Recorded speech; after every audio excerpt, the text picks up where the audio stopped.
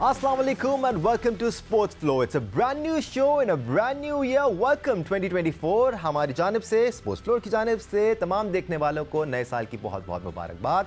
Hopefully this one is going to be a good year. आज का show कुछ special होने वाला है क्योंकि आज बतौर स्पेशल गेस्ट हमें ज्वाइन कर रहे हैं पाकिस्तान क्रिकेट टीम के चीफ सेलेक्टर वहाब रियाज. साथ साथ हमारा पूरा रेगुलर पैनल भी हमारे साथ मौजूद है. हमें ज्वाइन किया हुआ है senior sports journalist Abdul Majid Bhatti ने.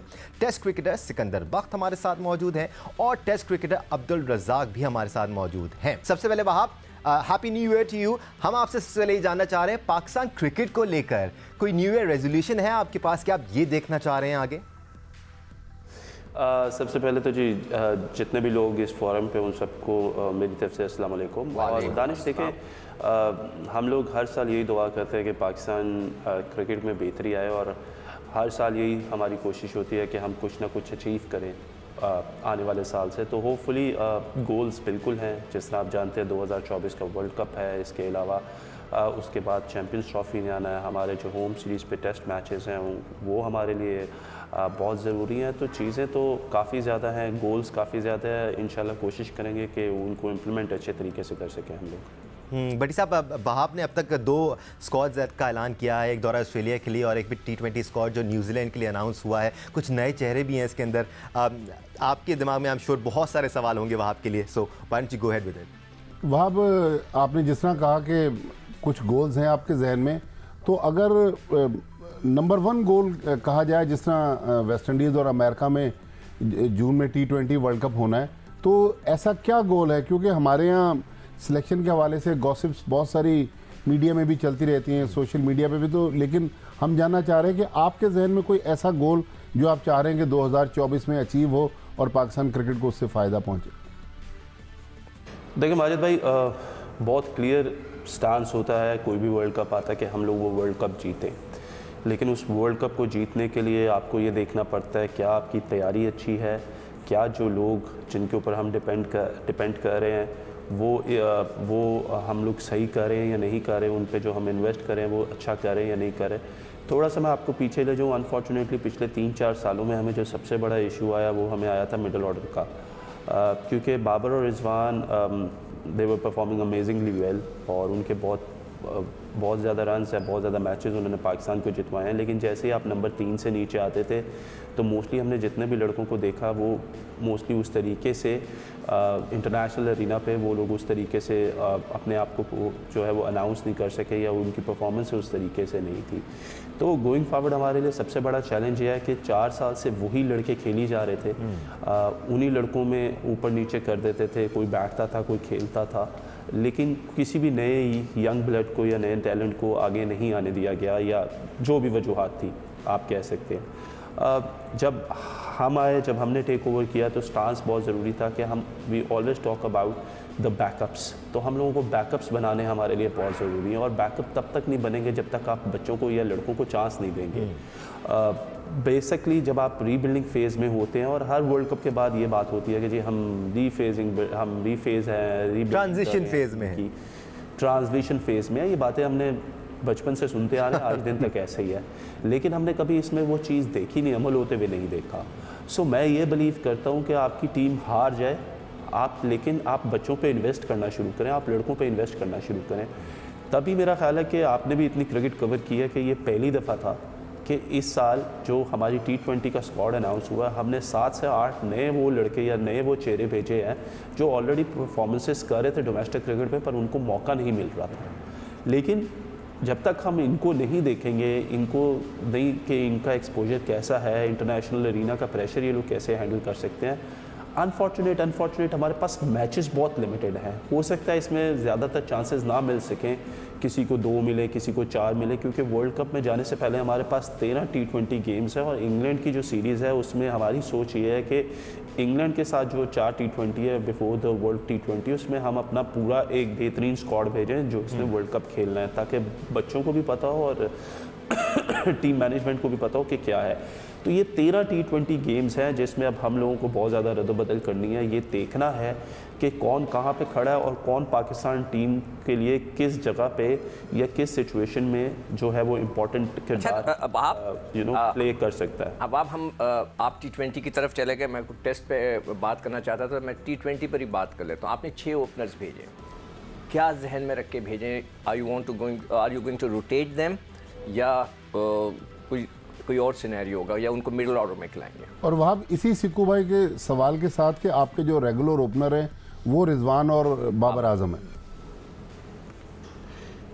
देखिए गोइंग फॉरवर्ड एक चीज़ थोड़ी सी ये है सिकंदर भाई कि हमने जिस तरह बात की कि अनफॉर्चुनेटली हमारे पास मिडिल ऑर्डर बैट्समैन नहीं है, तो ऑब्वियसली जब हमने प्लेयर्स को भेजा है तो there is no permanent place for anybody. हम लोगों ने उन लड़कों से बात की जा रही है, उनको रोल बताए जा रहे हैं कि हम उनको कहाँ पे देख रहे हैं कि वो किधर फिक्स इन होंगे, किधर खेलेंगे। और गोइंग फॉरवर्ड देखें मुझे कहीं ना कहीं ऐसा लगता है कि कहीं ना कहीं आपके जो ओपनर्स हैं उनमें भी आपको तब्दीली नज़र आएगी और ये एक हेल्दी कंपटीशन होना चाहिए, क्योंकि किसी को भी मतलब किसी nothing taking away from Babar and Rizwan, but कहीं ना कहीं यू नीड टू नो कि आपको अपनी जो एक स्ट्रेटजी टीम स्ट्रेटजी है उसको बनाने के लिए आपको कौन से प्लेयर्स किस जगह पे खेलने पड़ेंगे, किस जगह पे खिलाने पड़ेंगे। तो हो सकता है कहीं ना कहीं गोइंग फॉरवर्ड आप इस सीरीज़ में ये बदलाव देखेंगे। अब आप I am very sorry interrupt कर रहा हूँ, आपने शाहीन से ये बात कर ली है कि हम ओपनर्स जो हमारे सक्सेसफुल ओपनर हैं उनको थोड़ा नीचे ला के किसी और को ट्राई करेंगे? देखिए सिकंदर भाई, जब आपकी बातचीत होती है ना, जब आप टीम सेलेक्ट करते हैं, जब आप कप्तान को और टीम डायरेक्टर को आप ऑन बोर्ड करते हैं या आपकी आप लोग बैठ के करते हो सारी बातें एक साथ? इन चीज़ों पे बिल्कुल, इन चीज़ों पे हमारी बातचीत होती है।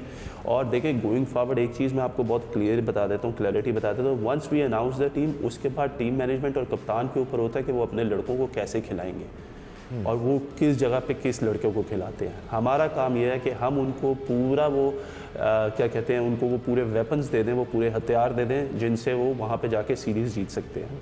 तो हमने वो अपना काम पूरा किया और अब गोइंग फॉरवर्ड ये कप्तान और टीम मैनेजमेंट का है कि वो किस तरीके से उन लड़कों से काम लेते हैं। वहाँ ये भी इंपॉर्टेंट पॉइंट है, क्योंकि अगर हम कंपैरेटिव एनालिसिस करें आज से कुछ साल पहले तक का, तो एक बड़ा गैप नज़र आता था। सिलेक्शन कमेटी जो लड़के भेजती थी और जो फिर टीम मैनेजमेंट थी वो जो लड़कों को खिलाना चाहती थी। तो ऐसा होता था कि कुछ लड़के जो नए भेजे जाते थे वो बेंच पे ही रह जाते थे, एक आध मैच मिलता था फिर वो गायब हो जाते थे। इस बार आप बता रहे हैं कि आप साथ बैठ के टीम बना रहे हैं और हम आहंगी है इस वक्त सिलेक्शन कमेटी में और टीम मैनेजमेंट में।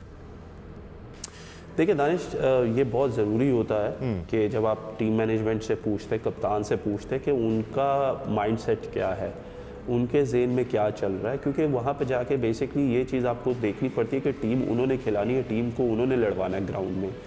तो कहीं ना कहीं जब आप बैठते हैं, एक डिस्कशन करते हैं, तो मोस्टली जब आपका डिसएग्रीमेंट होता है ना, वो 2 या 3 प्लेयर्स पे हो सकता है। ऐसे नहीं हो सकता कि आप 15-16 लड़कों की, और वो भी हेल्दी है, और वो भी हेल्दी है। वही मैं कह रहा हूँ कि 12-13 लड़कों पे डिफरेंस आ जाए, ऐसा नहीं होता।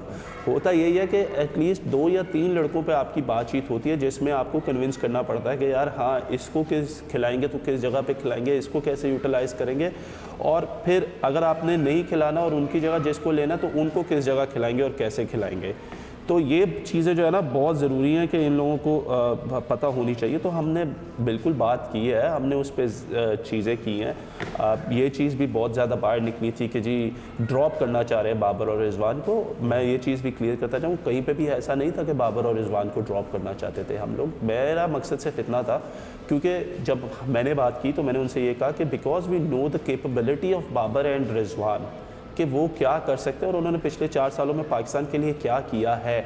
सो गोइंग फॉरवर्ड हमें ये देखना है कि उनके इर्द गिर्द कौन से प्लेयर्स हैं जिनको हमें खिलाना और उनको हमें आगे लेके जाना है। आप ये बताओ, ये चीज़ें हमें देखना बहुत ज़रूरी है। I am sure you have lots of question. मैं अब्दुल रज़ाक को भी डिस्कशन करना चाह रहा हूं। रज़ाक, आप लोगों की अंडरस्टैंडिंग कैसी है? सपोज करें आपने तो एक प्लान बना के ओपनर्स डाल दिए, ठीक है, वहाँ पर वो चेंज नहीं कर रहे, सपोज करें team management, do you have the right या आपके पास इतनी अथॉरिटी है कि आप उनको फ़ोन करके पूछें कि आप ये क्यों नहीं कर रहे, मैंने तो ये सोच के लड़के को भेजा था? ठीक है सिकंदर भाई, जब आप टीम भेज देते हैं ना और जब आपकी डिस्कशन होती है अगर उन चीज़ों के ऊपर हमें कोई अमल दरामद नज़र नहीं आएगा या हमें नज़र आएगा कि जिस तरीके से चीज़ों को लेके चलना था उस तरीके से नहीं हो सकी, तो फिर जब वो वापस आएंगे टूर से तो तब हम उनसे बात करेंगे ना कि यार आपने तो ऐसे नहीं, तो फिर तो आपका वक्त ज़ाया हो गया ना, वो जो आपने लड़के भेजे वो तो ज़ाया हो गए। नहीं, ऐसे नहीं होता सिकंदर भाई, लड़कों ज़ाया नहीं होते कभी। नहीं, डू यू थिंक ऐसी अथॉरिटी होनी चाहिए आपके पास कि आप उनसे बात करें? क्या कह रहे हैं आप? इतनी अथॉरिटी होनी चाहिए कि आप उनसे बात करें कि यार देखो मैंने इसको ओपनर भेजा था, तुम क्यों नहीं खिला रहे? देखें, अथॉरिटी जो है वो है और बिल्कुल है, और ऐसा नहीं है कि हम लोग डिसकनेक्टेड हैं, वी आर कनेक्टेड। तो मुझे ऐसा लगता है कि पहले उनको खिला तो लेने दें, जब वो नहीं खिलाएंगे या वो चीज़ें नहीं करेंगे तो उसके बाद बात होगी ना कि यार क्या सर्कमस्टांसेस थे, क्यों नहीं खेला, क्यों खेला, क्या परफॉर्मेंस थी, क्यों, क्या आप लोगों की सोच है, क्या हमारी सोच है, तो उसके बाद ही बात होगी ना। अभी तो भेज दिया और अभी फौरी तौर पे तो नहीं हो सकता। Again, Once let's the tour come to an end और उसके बाद ही बात करेंगे ना। पॉजिटिव ये है वहाब कि एक बेसिक अंडरस्टैंडिंग हमें नज़र आ रही है सिलेक्शन कमेटी और टीम मैनेजमेंट के दरमियान, और वो जो केमिस्ट्री है वो भी बनती है। With due time I am sure कि बेहतर फैसले होंगे तो वो केमिस्ट्री भी ज़्यादा स्ट्रेंथन होगी। अब्दुल रज़ाक, आप भी रिसेंट टाइम्स से क्रिकेट खेल रहे थे, आप भी डोमेस्टिक सर्किट को अच्छी तरह समझते हैं। जो अभी 2 स्क्वाड्स अनाउंस हुए हैं, इनसे मुतालिक आपकी नज़र में सवाल हैं जो आप वहाब रियाज से करना चाहते हैं, please go ahead with it.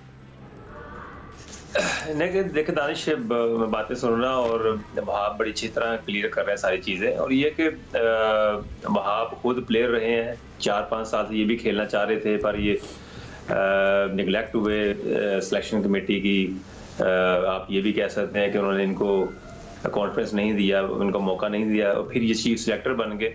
और चीफ सेलेक्टर बनते ही मैं समझता हूँ कि जितने भी लड़कों को अपॉर्चुनिटी मिली है वो बड़ी ज़बरदस्त है, और ये बड़ा एक स्टेप, अच्छा स्टेप है। इसमें ये है कि कंट्रोवर्सी नहीं हो रही। आप देखें, सरफराज भी टीम में है और आज़म भी टीम में है और साइम भी टीम में है। ये सारे लड़के जो नॉक कर रहे थे पाकिस्तान खेलने के लिए, वो सारी टीम में है। तो अब पहले टीम अनाउंस होती थी तो मीडिया की तरफ से बड़ा शोर मचता था कि ये नहीं है, इसको होना चाहिए था, ये ड्रॉप हो गया, इसके साथ ज्यादती होगी। तो इस बार ये नहीं हुआ, और वहां के लिए ये डिफिकल्ट टास्क ये है कि ऑस्ट्रेलिया और न्यूजीलैंड का टूर है। अगर इसकी जगह अगर श्रीलंका का टूर होता या जिम्बाब्वे का टूर होता या बांग्लादेश का होता तो ये इनके लिए ईजी हो जाता, क्योंकि प्लेयरों ने जितनी परफॉर्मेंस दी है वो डोमेस्टिक क्रिकेट में आपको जो डेड पिचों पे दी है, और ऑस्ट्रेलिया की पिचेज, न्यूजीलैंड की पिचेज बिल्कुल डिफरेंट है। और ये भी जब बात कर रहे हैं कि कम्युनिकेशन का, चीफ सेलेक्टर का जो रोल, अहम रोल होता है ना, वो 11 की टीम पर होता है। पहले वो 11 की टीम पहले बनाता है और उस पर सबको मनाता है कि ये मेरी 11 की टीम है और ये 11 की टीम खेलेगी। ये ऐसा नहीं होता कि आप कप्तान पे या डायरेक्टर पे छोड़ दें। ये थोड़ी सी हो सकता है इनकी पॉलिसी चेंज हो। हमने तो यही सुना है पहले कि जो भी चीफ सेलेक्टर होता है उसका फुल अथॉरिटी होती है, 11 की टीम पहले बनती है तो वही खेलती है। अगर वो परफॉर्म ना करे तो फिर वो डिस्कशन करता है कैप्टन के साथ या कोच के साथ, तो फिर जाकर उसमें चेंजिंग करती है। तो पर इनका सिस्टम अभी पता चल जाएगा। जिस तरह ये बात कर रहे हैं कि हमने टीम बना के दे दी है, खिलाएंगे वही, तो ये बात समझ नहीं आई। ठीक है वहाब, ये जो हम रोटेशन पॉलिसी की बात कर रहे हैं, तीसरे टेस्ट में इसका हमें एक इंडिया भी नज़र आया है, जैसे इमाम को रेस्ट देकर साइम अयूब को ट्राई किया जा रहा है। माजी के कंपैरेटिव एनालिसिस की तरफ एक बार फिर मैं आपको लेके जाऊंगा। आपके दौर में भी ऐसा हुआ है कि हमें कुछ टैलेंटेड प्लेयर्स नज़र आए, उनको सीरीज़ का आखिरी टेस्ट दिया गया, अनफॉर्चुनेटली वो फेल हो गए, फिर वो साइड लाइन हो गए। इसको केटर करने के लिए क्या सिलेक्शन कमेटी कुछ सोच रही है कि उनको प्रॉपर चांस दिया जाए, मुश्किल कंडीशंस में भी, आसान कंडीशंस में भी, ताकि उनको एक्सप्रेस करने का मौका मिले? देखिए, बात यह है कि जिस तरह रज़ाक भाई ने बात की, उन्होंने बताया कि as a player it is very important कि जो सिलेक्टर्स की कम्युनिकेशन है वो उनके साथ बहुत एक क्लियर होनी चाहिए और उनको एक क्लैरिटी देनी चाहिए। फॉर मी, क्योंकि मैं खुद इस प्रोसेस से गुजरा हूँ, जैसे कि रज़ाक भाई ने आपको बताया, तो मैं उन चीज़ों पे कोशिश करता हूँ कि वो चीज़ें ना हों जो एक आम प्लेयर के साथ इन द पास्ट हो गई हैं। क्योंकि अगर मैं आके डिफरेंस क्रिएट नहीं करता या मैं आके उन चीज़ों को ठीक नहीं कर सकता, तो फिर मुझे भी जो मैं कंप्लेन करता रहा पास्ट में वो नहीं करनी चाहिए थी। सो this is very clear, crystal clear. Secondly, going forward, देखिए, एक मैच से किसी भी प्लेयर का हम लोग जज नहीं कर सकते कि वो खेलेगा आगे पाकिस्तान या वो आगे पाकिस्तान नहीं खेलेगा। साइम अयूब जो है, he is a wonderful talent और ही इज़ समबडी जिसको हम ये देखते हैं या हम ये सोचते हैं कि ही इज़ समबडी जो फ्यूचर में पाकिस्तान का is going to be a very bright prospect. So you know we have to and we need to invest in him. और हम फिर ये देखेंगे कि what is the response from Saim as a player. Is he taking things for granted और is he really wanted it कि वो पाकिस्तान के लिए परफॉर्म करे, क्योंकि चीज़ों का आपको पता चल जाता है जब आप डे इन डे आउट उठते बैठते मिलते हैं तो चीज़ों का पता चल जाता है। तो इस वजह से आई डोंट बिलीव कि अगर खुदा ना खास्ता सैम अपने ये जो कल उसका डेब्यू है उसमें वो फेल हो जाता है, इसका मतलब ये नहीं है कि सैम की टेस्ट क्रिकेट पाकिस्तान के लिए ख़त्म हो गई। सेकेंडली एक और चीज़ गोइंग फॉरवर्ड आपको बता दूँ कि अक्सर पिछले सालों में ये होता रहा है कि अगर मेरी परफॉर्मेंस T20 में अच्छी नहीं है तो मुझे टेस्ट से भी निकाल दिया गया और मुझे वनडे से भी निकाल दिया गया। फॉर मी जब तक मैं हूँ इट इज़ वेरी क्लियर, जिस प्लेयर की जिस फॉर्मेट में परफॉर्मेंस नहीं होगी वो सिर्फ और सिर्फ उस फॉर्मेट से, अगर उसको जाना पड़ा तो वो सिर्फ उस फॉर्मेट से जाएगा, सारे फॉर्मेट से नहीं जाएगा। अच्छा वहाब, एक और इस सिडनी टेस्ट के जो 11 खिलाड़ी अनाउंस हुए हैं, शाहीन शाह अफरीदी को रेस्ट करवाया। पिछले मैच में जो मेलबर्न टेस्ट था वो काफ़ी रिदम में नज़र आए, तो इसके पीछे क्या थॉट्स हैं सिलेक्शन कमेटी और टीम मैनेजमेंट के? साथ साथ वहाँ एक जो सवाल उठ रहा है शाहीन शाह अफरीदी की पेस को लेकर, क्या कोई इनसाइड रिपोर्ट्स हैं फिटनेस से लेकर, या आपकी नज़र में एक्सपर्ट ओपिनियन में, because you were bowling at mid 140 clicks through out your career, क्या वजह है कि एक फास्ट बॉलर की पेस ड्रॉप होती है? देखिए जहाँ तक रह गई बात शाहीन की ना, ऑब्वियसली थोड़ा सा हम लोगों ने इसके ऊपर बातचीत की है, हमने देखा आई थिंक कि पिछले कुछ अरसे में, मैं आपको सिर्फ एक स्टार्ट दे देता हूँ कि 365 दिनों में से 307 दिन ऐसे थे जहाँ पे हमारे जितने भी ये सारे क्रिकेटर्स हैं इन्होंने या प्रैक्टिस की है या इन्होंने मैचेस खेले हैं या इन्होंने लीग्स के मैचेस खेले हैं। तो आप ये देखें कि किसी भी एक प्लेयर के लिए 365 दिनों में से 300 प्लस दिन अगर वो ऑन द फील्ड रहा है, सो कहीं ना कहीं उसका रिएक्शन जो है वो आता ही है बॉडी पर। And fast bowling is no joke Wahab, fast bowling exactly determination मांगती है। तो एग्जैक्टली तो ये एक इशू था कि पिछले एक साल में जो इतनी ज़्यादा क्रिकेट खेली गई, इवन दो इसमें उनके नेट की बॉलिंग काउंटेड है, हर एक चीज़ काउंटेड है जो एक स्टार्ट पूरा क्रिएट हुआ, तो उसके बाद हमने ये जज किया कि यार शाहीन को, हम लोगों को चाहिए कि हम शाहीन को समझाएं। एंड आई थिंक शाहीन को रेस्ट देना भी ज़रूरी है, बिकॉज ही इज़ समबडी जो डे इन डे आउट तीनों फॉर्मेट्स खेलता है पाकिस्तान की तरफ से। He is the only bowler जिसको आप अभी कह सकते हैं कि who plays all these formats. So for that particular reason I think उसकी पेस डाउन है, लेकिन as soon as he will recover I think it will get better इंशाल्लाह। अच्छा चलिए, ये तो अच्छी बात आपने कह दी कि लोगों को आप लोगों के जो पिछला क्रिकेट बोर्ड था उसने किसी को रेस्ट नहीं दिया। नाउ आपने 3 स्पिनर्स वहाँ भेजे हैं टूर पे, 2 टेस्ट मैच गुजर गए, कोई नहीं खेला, अब खेलने जाएगा। तो अब जब टीम वापस आएगी तो आप उनसे पूछेंगे क्यों नहीं खिलाया, या आप समझते हैं एज अ क्रिकेटर कि किसी एक स्पिनर को खेलना चाहिए था? ठीक है सिकंदर भाई, इसमें 2 चीज़ें हैं। जो 3 स्पिनर भेजे, अनफॉर्चुनेटली जब पहला 4-डे मैच हुआ इब्रार उसमें खेले, इब्रार ने कंप्लेन की कि यार मुझे इशू हो रहा है और मेरे पेन हो रही है, तो I am not feeling comfortable. उसके MRIs करवाए गए, उसको हॉस्पिटल भेजा गया, उसको पूरा चेक एंड बैलेंस रखा और उसके बैकअप के लिए हमें साजिद खान को एज ए स्पिनर भेजना पड़ा उसकी बैकअप के लिए कि in case if he is not available तो इब्रार जो है वो जाके उसका बैकअप रहे। उसी दौरान पहला टेस्ट मैच जब पर्थ में था तो उधर तो प्रॉबली स्पिनर की ज़रूरत, आई बिलीव के वहाँ पे जितना पेस एंड बाउंस था तो उधर तो दे डिडंट फेल्ट लाइक कि स्पिनर होना चाहिए, क्योंकि आगा से उन्होंने वो काम लेने की कोशिश की। अनफॉर्चुनेटली इब्रार की फिर जो रिपोर्ट आई वो ये आई कि ही इज़ नॉट फिट। और अभी भी एक और चीज़ आपको बता देता हूँ कि he is out of the New Zealand tour as well at the same time, क्योंकि वो अभी तक रिकवर नहीं कर पाए। हम लोगों ने फिजियो से बात की गोइंग फॉरवर्ड कि हमें उसको लेके चलना है, लेकिन अभी तक उसका जो रीहैब प्रोसेस है या उसकी बॉडी जो है वो उस तरीके से रिस्पॉन्ड नहीं करती, तो इस वजह से इब्रार जो है he might not be the part of the New Zealand series as well. तो उसके लिए नुमान के बैकअप के लिए हमें भेजना पड़ा, क्योंकि अनफॉर्चुनेटली उनकी पहले एक उंगली जो थी उसमें इशू था, वो फट गया था हाथ उनका जो बॉलिंग हैंड है। उसके बाद उनको अपेंडिक्स का एकदम से इशू हो गया, जिसके बाद हम लोगों को एज अ बैकअप स्पिनर फिर किसी को भेजना पड़ा।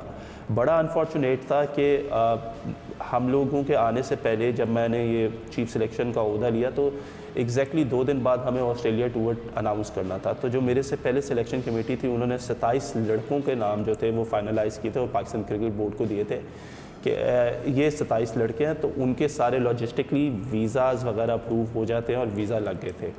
अचानक जब नुमान का इशू हुआ, क्योंकि अपेंडिक्स का किसी को भी नहीं पता था कि वो फौरी तौर पे हो जाएगा, तो हमें बैकअप भेजना था। जब हमें बैकअप भेजा, हमारी बात हुई, तो नवाज़ पे भी बात आई, तो I was the first one who said कि Nawaz should not be the part of the test squad at all. लेकिन जब हम लॉजिस्टिकली हमने देखा, क्योंकि वहाँ पे क्रिसमस की छुट्टियाँ होती हैं, न्यू ईयर्स की छुट्टियाँ होती हैं, तो जितनी भी एम्बेसीज थी वो बंद थी, और हमारे पास और किसी का हम लोगों ने नाम दिया हुआ नहीं था उन 27 लड़कों में से, तो सिर्फ Nawaz was the only player available जिसका वीज़ा लगा हुआ था। एंड फॉर द बैकअप हम लोगों को वो डिसीजन लेना पड़ा कि नहीं, अब हमें नवाज़ को भेजना पड़ेगा नुमान के लिए।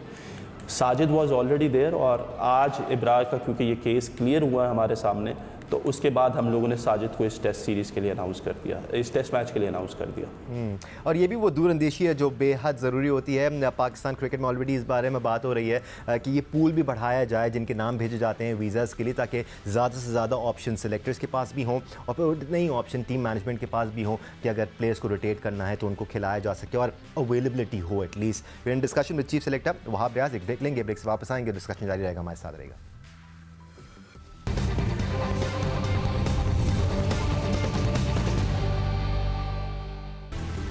Welcome back once again to sports flow. We are in discussion with chief selector Wahab Riaz. हमारा पूरा पैनल हमारे साथ मौजूद, उन सब के पास भी ढेर सारे सवाल हैं वहाब के लिए। पहले सेशन में हम बात कर रहे थे बैकअप प्लान्स की। वहाब, पाकिस्तान की बड़ी रिच हिस्ट्री रही है as far as pacers are concern, as far as spinners are concern.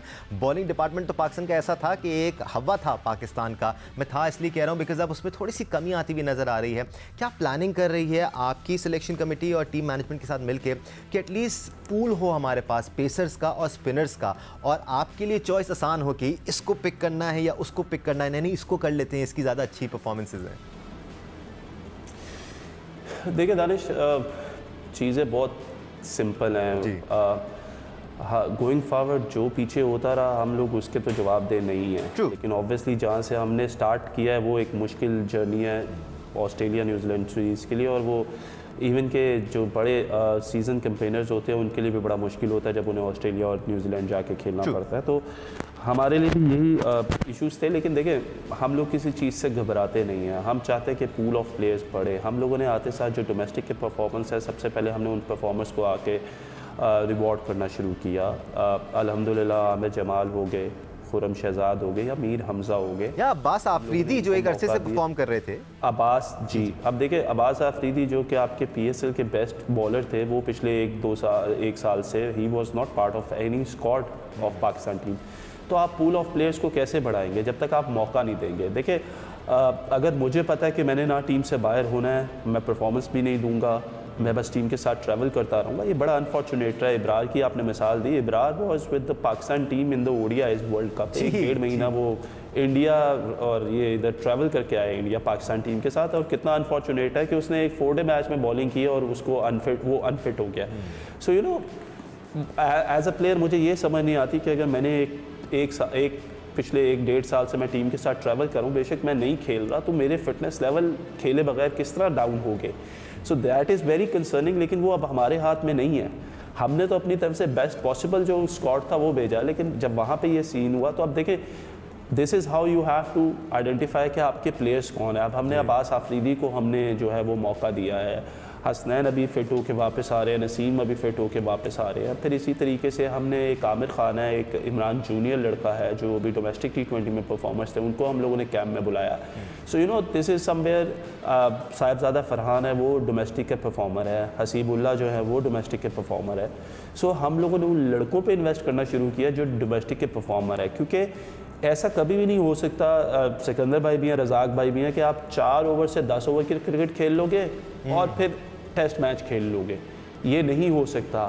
होता यह है कि जब आप टेस्ट क्रिकेट खेलते हो या 4 डे क्रिकेट खेलते हो, उसके बाद 1 डे क्रिकेट भी आपके लिए आसान हो जाती है, और फिर जो T20 क्रिकेट है वो वैसे ही आपके लिए वो कहते हैं ना पीनट्स, उस तरह हो जाता है। सो this is what I am saying कि आप 4 ओवर की क्रिकेट से कभी भी आइडेंटिफाई नहीं कर सकते। अनफॉर्चुनेट पिछले कुछ अर्से में ये रहा है कि जिसने PSL में परफॉर्मेंस किया उसको उन्होंने 1 डे भी खिला दिया, उसको उन्होंने टेस्ट भी खिला दिया। सो यू नो, जो फिटनेस लेवल जो 4 ओवरों के लिए चाहिए as compare to 10 overs and test match cricket, उसमें बहुत बड़ा डिफरेंस है। इस वजह से उन प्लेयर्स पे इन्वेस्ट करना चाहिए जो पिछले 3-4 साल से डोमेस्टिक के परफॉर्मर्स हैं, और वो फिर जब आते हैं वो खेलते हैं और उसका हमें साफ डिफरेंस नज़र आया जिस तरीके से उन लोगों ने अपने डेब्यू गेम्स पे जो ऑस्ट्रेलिया में बॉलिंग की है वो सबके सामने ही है। अच्छा, वहाँ this is how we are planning कि हम डोमेस्टिक के परफॉर्मर्स को जो है ना वो रिवॉर्ड करें ज़्यादा। वहाँ जरा नसीम शाह की भी फिटनेस अपडेट बता दीजिए। हाँ, और क्लैरिफिकेशन साथ साथ नसीम, हसनैन और एहसान लकी के एक्शन में कब देख पाएंगे हम इनको? अच्छा, नसीम जो है वो he is back, he is bowling, और अभी वो बहुत शुरू की है उन्होंने bowling, so he is not bowling even, I think he is bowling under 50 और 50% बॉलिंग कर रहे हैं वो अभी। NCA में वो हैं, हमारे जो डॉक्टर पैनल है डॉक्टर सोहेल सलीम उनके अंडर हैं वो। हसनैन भी इसी तरीके से इंग्लैंड से फिट होके आए, वो कराची में खेल रहे थे, फिर हम लोगों ने उनको NCA बुलाया और अभी इस कैंप में भी जो है वो आपको बॉलिंग करते हुए नज़र आ रहे होंगे। जो ये T20 का कैंप खैर आज तो ख़त्म हो गया, तो उसमें आपको हसनैन नज़र आ रहे होंगे। एहसानुल्लाह का अनफॉर्चुनेट है अभी कि उनको शायद थोड़ा सा टाइम और लगे, लेकिन होपफुली हम देख रहे हैं कि by the time PSL will start we are trying कि ये लड़के जो हैं तब तक जो है 100% हो जाए और फिर ये अपनी टीम से जाके खेल सकें। अच्छा, ये बताओ कि शाहनवाज धानी का क्या है?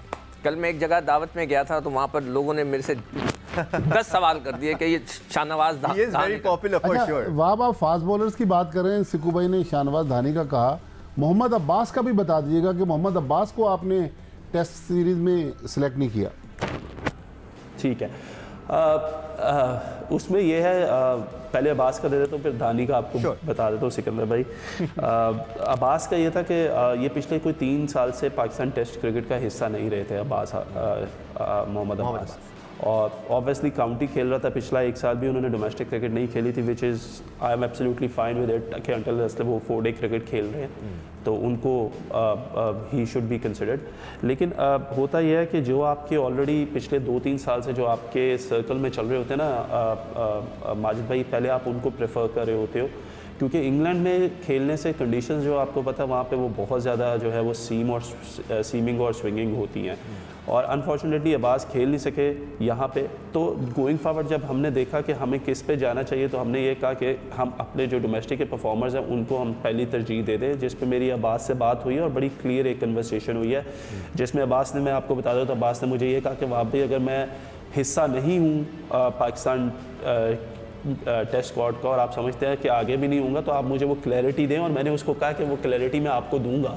लेकिन उसको मैंने ये बात समझाई कि अनफॉर्चुनेट ये रहा कि आप पिछले 3 साल से हिस्सा नहीं थे और जो खेल रहे थे तो पहले उनकी प्रेफरेंसेस थी और उनमें से फिर हमने जो डोमेस्टिक के परफॉर्मर्स थे हमने कहा उनको पहले हम लोग प्रोसीड करें।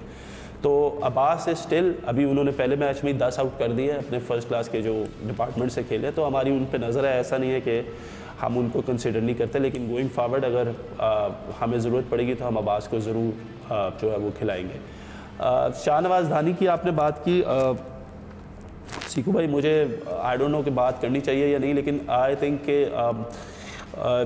जितनी भी अगर आप देखें कि शाहनवाज धानी वो समबडी जिसने 2019 के PSL से क्लिक किया और उसके बाद से पाकिस्तान टीम का हिस्सा भी रहा, एंड गोइंग फॉरवर्ड हमें उसकी तरफ से कोई ख़ास परफॉर्मेंसेस नज़र नहीं आई, बल्कि ऐसा हुआ कि जिन शाहीन्स के टूर पे भी गया हमें वहाँ पे भी खेलते हुए नज़र नहीं आया शाहनवाज धानी। और जब इंक्वायर किया, सारा कुछ किया, he was in discussion, almost he was going to Australia, ये भी मैं आपको बता दूँ, लेकिन लास्ट मोमेंट पे फिर शाहनवाज को हम लोगों ने कंसिडर नहीं किया। लेकिन देखें वो जब कैंप में आए तो उन्होंने आके कहा कि डॉक्टर से कहा कि मैं बॉलिंग नहीं करूँगा। जब डॉक्टर ने पूछा आप बॉलिंग क्यों नहीं करेंगे तो उन्होंने कहा जी कि मैं 20 दिन से मैंने कुछ किया ही नहीं। तो उन्होंने कहा 20 दिन से आपने कुछ क्यों नहीं किया? उन्होंने कहा जी मैं बीमार हो गया था, मुझे कोई वायरल हो गया था तो मैं फिर वापस घर चला गया। तो हमने कहा हफ्ते 10 दिन तक ठीक हो जाता है, उसके बाद भी आपने कुछ नहीं किया। मुझे मेरी टीम ने नहीं बुलाया जी तो मैंने कुछ नहीं किया। So this was very unprofessional from him. पहली बात तो ये, अगर आप प्लेयर हैं, आप फिट हैं, आपको पता है आप सिस्टम का हिस्सा हैं तो आपको तैयार रहना पड़ेगा। पर जिन 2-3 टूर्स पे भी वो गए शाहनवाज धानी, उनमें भी वो प्लेइंग 11 का हिस्सा नहीं बन पाया अनफॉर्चुनेट। और उनके कुछ एटीट्यूड को लेके और उनकी काफ़ी बातचीत जो है वो सामने नज़र में आई कि जितने भी कोचेज़ हैं, 2-3 कोचेज़ के साथ उन्होंने काम किया और अनफॉर्चुनेटली 2-3 कोचेज़ का जो एक जो उनकी एक रिपोर्ट थी या उनका जो पॉइंट ऑफ व्यू था वो मिलता था। जो एक कोच ने बात की वही दूसरे ने की, वही तीसरे ने की। तो मैंने फिर शाहनवाज दानी से जाके बात की और मैंने उसको जाके ये बात की कि दिस इज़ वेरी अनफॉर्चुनेट कि आप जो है आपके ये इश्यूज सामने आ रहे हैं and you need to address these issues, और आपको क्रिकेट खेलनी और आपको परफॉर्म करना, क्योंकि उनकी शिकायत कुछ ऐसी भी आती रही शाहनवाज दानी की कि शायद वो नेट पे भी बॉलिंग नहीं करना चाहते थे और वो कोशिश करते थे अपनी जान छुड़वाने की, जिसकी वजह से उनका जो बॉलिंग का ग्राफ है वो काफ़ी नीचे चला गया।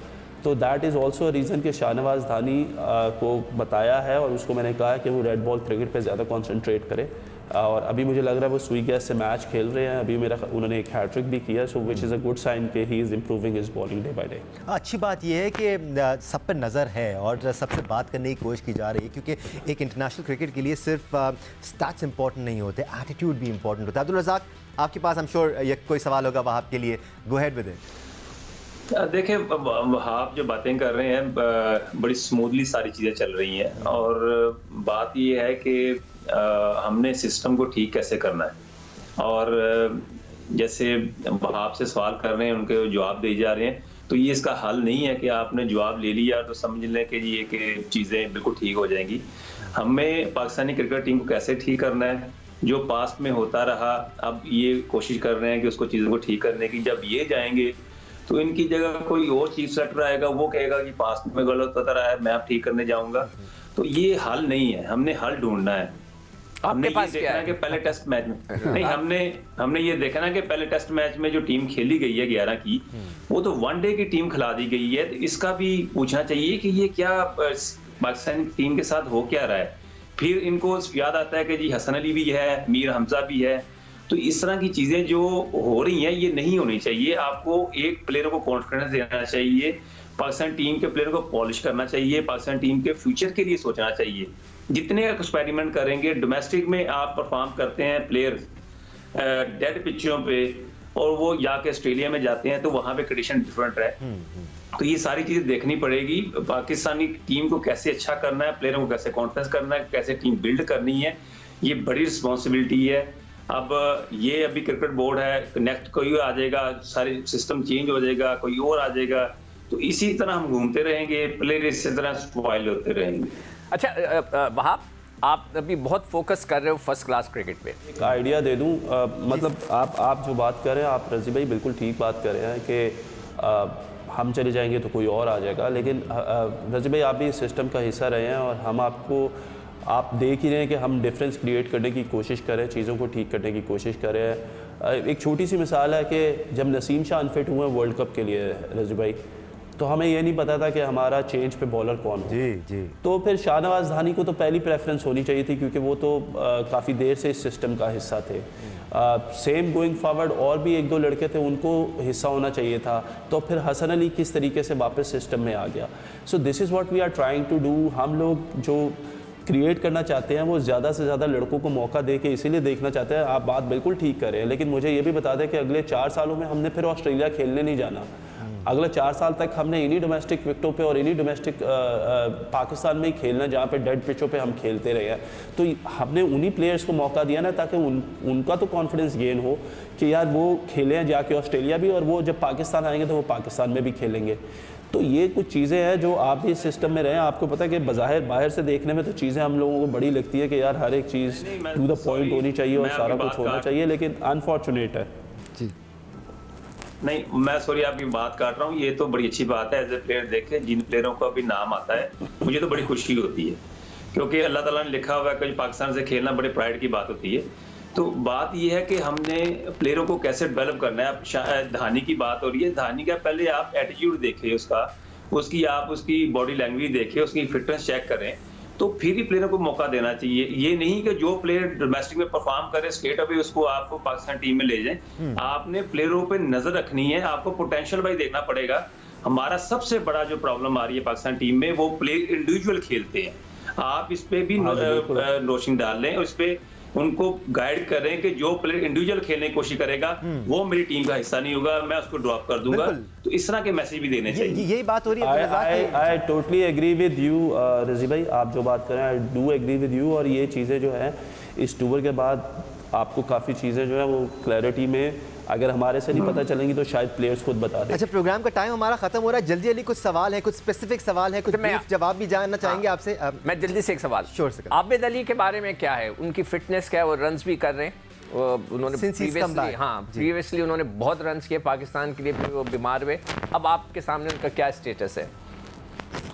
देखिए गोइंग फॉरवर्ड अभी क्योंकि सैम अब्दुल्ला और सैम तो खैर अभी आए, लेकिन अब्दुल्ला शफीक और इमाम जो है वो काफ़ी देर से पाकिस्तान के लिए परफॉर्मेंस कर रहे थे और आबिद से मेरी इस बारे में ऑलरेडी बात हो चुकी हुई है। आबिद को मैंने बताया, आबिद ने मेरे से सेम बात की कि मैं रन्स किए हैं लेकिन मुझे पिछले 2 साल से कंसिड्रेशन में नहीं था। तो ऑब्वियसली जब आपका एक ओपनिंग पेयर ऐसा जो रन्स कर रहा था और जो कंसिस्टेंटली पिछले 1-2 साल से खेल रहा था, उसको आप फौरी तौर पे तो नहीं बदल सकते, लेकिन गोइंग फॉरवर्ड अगर हमें लगा कि अब्दुल्ला और इमाम में से हमें किसी को चेंज करना है तो obviously only Abid will not be the priority. Sahibzada Farhan है, उन्होंने भी रन्स किए हैं, he could also be the priority going forward. तो ये डिपेंड करेगा कि हम किसको किस तरीके से, किस नज़रिए से देखेंगे। वहाँ टुवर्ड्स द एंड कुछ रैपिड फायर क्वेश्चंस आपसे। सबसे पहले तो हम आपसे ये जानना चाह रहे हैं, लीग क्रिकेट से मुतालिक आपकी क्या पॉलिसी है, सिलेक्शन कमेटी की क्या पॉलिसी है? क्या ये इंश्योर किया जाएगा कि पाकिस्तानी प्लेयर्स जो एटलीस्ट पाकिस्तान से खेलने वाले हैं वो डोमेस्टिक में 4-डे टूर्नामेंट ज़रूर खेलें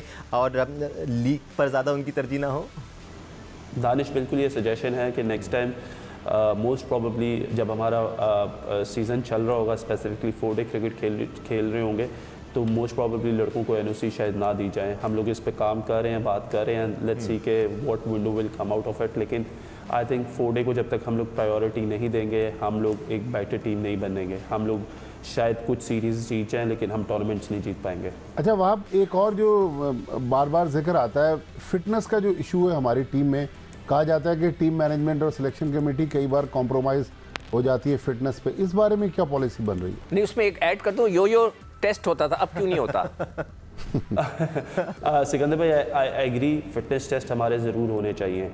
मैंने आपको कहा बड़ा अनफॉर्चुनेट था जब हम आए हैं तो हमें टीम अनाउंस करनी पड़ी, लेकिन कुछ ऐसी खबरें, हमें कुछ खबरें ऐसी मिल रही हैं कि शायद लड़कों के जो फिटनेस जो है, मज़ेदार बात यह है कि फ़िटनेस की जो आपने बात की, आपको बस जाते हुए ये बताता जाऊँ कि जो पिछली मैनेजमेंट थी, सुना है उन्होंने कहा कि लड़कों को फ़िटनेस के बारे में पूछे ही ना, कि इनको आखिरी 4 महीने में फिटनेस के बारे में पूछे ही ना। क्यों? अब ये भी तो हमारा कसूर नहीं था, अब ये सुनने में आया, मुझे कंफर्मेशन आएगी तो कोई लॉजिक होगी ना उसके पीछे, वो भी तो सुना होगा आपने। I don't know logic, pamper किया उन्होंने लड़कों को, क्या किया, लेकिन आपको ये बता दूं कि कुछ लड़के जो है वो 2 किलोमीटर नहीं भाग सके, जो मुझे जी। हाँ, तो अब आजम खान का भी जरा बताइएगा, आजम खान की फिटनेस। अच्छा, आजम के बारे में मैं एक चीज़ क्लियर कर दूं, देखिए आजम को हमने as a wicket keeper batsman select किया। सो आजम खान जब भी मैच खेलेंगे वो as a wicket keeper batsman खेलेंगे, नॉट एज अ फील्डर। बिल्कुल सही। और आजम के बारे में देखिए, आजम से मेरी बात हुई है, ये मैं पहले भी किसी प्लेटफॉर्म में बता चुका हूँ कि मैंने आजम को ये बोला है कि you need to do your fitness. Obviously ही somebody who is very skilful, gifted तो है। 6वें नंबर पे हमारे पास कोई ऐसा प्लेयर नहीं है who is as skillful as Azam और somebody who can win you games. लेकिन एट द सेम टाइम हमने आजम को ये ज़रूर बताया कि if we will invest in you, you need to invest as well on your fitness, जिस पे वो काम कर और इंशाल्लाह वो भी बेहतर होती जाएगी वक्त के साथ साथ। एक और बहुत बड़ा टैलेंट है, टाइम हम लोग नेक्स्ट टाइम ये चीज़ ज़रूर करेंगे कि कोई भी टीम सेलेक्ट करने से पहले हम लोग फिटनेस टेस्ट ज़रूर लेंगे। साथ बहुत बड़ा टैलेंट है हसीबुल्लाह खान। वहाब, आपने इनको रिवॉर्ड भी किया है सेलेक्ट करके T20 स्क्वाड के लिए, इन पर किस किस्म की नज़र है आपकी, क्या गोल्स हैं आपके इनको लेके? हसीब से बिल्कुल बात हुई, देखिए Haseeb as an opener select नहीं हुए। हसीब ने ये जो T20 टूर्नामेंट हुआ है डोमेस्टिक का, वो भी उन्होंने 4 नंबर पे खेला। PSL में पेशावर ज़ल्मी के लिए 5 नंबर पे खेले। हसीब को मैंने बिल्कुल बताया है कि तुम्हें सेलेक्ट करने का मकसद है कि जब हम तुम्हें 5वें 6वें पे हम तुम्हें देख रहे हैं, so you need to enhance your skills according to that, क्योंकि तुमने ऑलरेडी PSL में 2-3 इनिंग्स ऐसी खेली हैं जिसमें हमें वो स्पार्क नजर। अच्छा, ये बताओ सरफराज का फ्यूचर क्या है?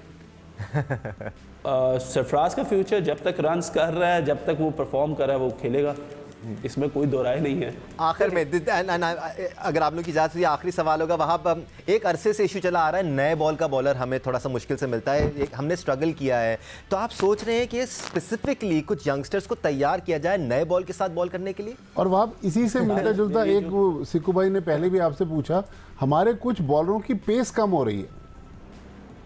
जी मैंने बताया कि क्रिकेट ज़्यादा खेलें, और अब लीग क्रिकेट्स वगैरह भी इतनी होती है कि जिसकी वजह से इन लोगों का जो बॉडी है वो उस तरीके से रिस्पॉन्ड नहीं करती, फिटनेस लेवल इनके मोस्टली लड़कों के वैसे नहीं है। तो उस जैसे आपने कहा ना फिटनेस पे सोचना मना है। नहीं, वो मैंने नहीं कहा। मतलब आपने बताया, किसी ने कहा आपको? हाँ, किसी ने हमें कहा कि जो इससे पहले मैनेजमेंट थी उन्होंने कहा कि इन लोगों को फिटनेस पे नहीं पूछना। ये अब आई डोंट नो कितना सच है कितना नहीं, मुझे जो बात आई वो मैंने आपको बता दी। ठीक। जहाँ तक रह गई नए बॉल के बॉलर्स की बात ना, दानिश जब मैं पहले दिन आया ना तो मैंने इनको एक बात की कि आप अपनी टीम से भी, मेरी जो बात हुई सिलेक्शन कमेटी से, मैंने उनको बहुत एक क्लियरिटी दी। मैंने कहा कि हम लोगों को ये फाइंड आउट करना है कि हमें 3 नए बॉल बॉलर्स, और हर टीम में 3 नए बॉल बॉलर्स और 2 पुराने बॉल के बॉलर्स होते हैं जो भी स्क्वाड जाता है। तो मैंने उनको बोला कि जिस तरीके से खुदा ना खास्ता कोई नए बॉल का बॉलर अनफिट होता है तो हमें नए बॉल का बॉलर ही डालना चाहिए, तो उसके साथ हमें 2 और नए बॉल के बॉलर तैयार करने। अच्छा, वहाँ आप भी नया बॉल नहीं करते थे यार? कदर भाई, एक तो I think I was not good at that with bowling the new balls. मगर पेस तो थी आपकी यार। मैंने मेरे पे यकीन ही नहीं किया कि मैं बॉल। मैं गवाह हूं इस बात का वहां के, जब हमने शो किया ना, सिकू भाई कहते थे इनकी पेस इतनी है, और यार इतनी पेस थी, आप नई बॉल से करना। हाँ, 145 पे करो, नया बॉल लाके उखाड़ो। बट होपफुली वहां ये सारे एक्सपीरियंसेस जो आप, प्रॉब्लम ये है सिकू भाई के कॉन्फिडेंस देना बहुत जरूरी है। अनफॉर्चुनेटली हमारे साथ तो ये होता था कि 2 मैचों में नहीं किया तो आप बाहर है टीम से। अब कोई नहीं भी करता तो उसको कोई नहीं पूछता वो बाहर क्यों है। अब वो ये पूछते हैं कि यार ये था तो सही लेकिन ये बाहर क्यों हो गया। तो चीजें बदल जाती है वक्त के साथ साथ। Right. Wahab Riaz, the chief selector of Pakistan cricket team, it was a pleasure talking to you. Thank you, आपने हमें टाइम दिया। साथ साथ अब्दुल माजिद भट्टी, सिकंदर बख्त, अब्दुल रज़ाक आज थोड़ा सा खामोश रहे, बट कल से हम अब्दुल रज़ाक आपको और भी ज़्यादा तंग करेंगे। थैंक यू जेंटलमैन, आप सबका शुक्रिया प्रोग्राम देखने के लिए। होपफुली आप लोगों के दिमाग में भी जो बहुत सारे सवाल थे उनमें से कुछ की क्लैरिफिकेशन वहाब रियाज ने आपको दी होगी। आगे आने वाले दिनों में we hoping for the best for Pakistan cricket team. Let's hope 2024 is a good one for Team Pakistan. आज के लिए इतना ही, अल्लाह हाफ़िज़।